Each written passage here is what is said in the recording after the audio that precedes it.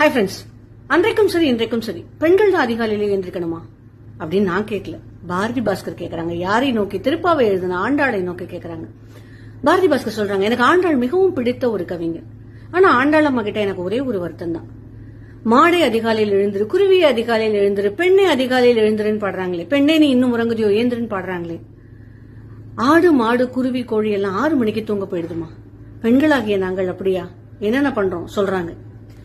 நாங்கள் பாலில் பிறை குத்தி விட்டு, கொசுவத்தி ஏற்றிவிட்டு, வாசல் பூட்டி இருக்கிறதா என்று பார்த்துவிட்டு, குழந்தைகளை எழுப்பி பாத்ரூம் கொண்டு போய்விட்டு, எல்லா விளக்குகளையும் அணைத்து விட்டு படுக்க போகும்போது 11 மணி ஆகிறது. எப்படி காலைல எழுந்திருக்கிறது?